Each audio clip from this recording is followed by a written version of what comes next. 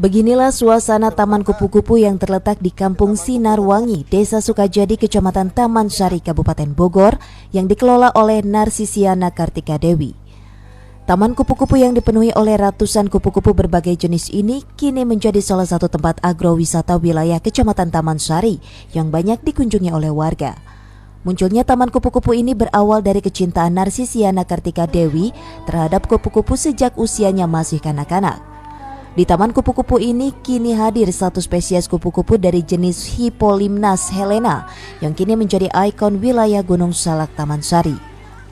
Bagi pengunjung yang datang ke lokasi ini, mereka tak hanya disuguhi oleh berbagai jenis kupu-kupu, namun mereka pun bisa menikmati pemandangan indah Gunung Salak karena lokasi Taman Kupu-Kupu ini berada di kawasan kaki Gunung Salak. Bagus dan nyaman untuk anak-anak supaya untuk edukasi juga bagi mereka mengenal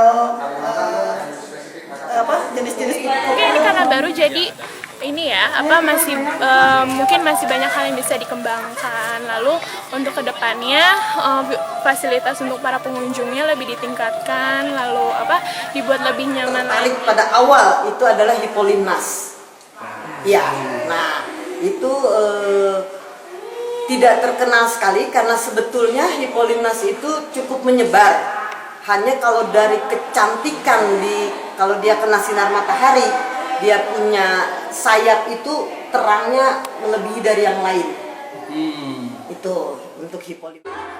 Di tempat ini para pengunjung bisa sekaligus mempelajari tentang habitat dan proses pengembangbiakan kupu-kupu. Dari Taman Sari, Kabupaten Bogor, Mande Jajar melaporkan untuk Dinamika.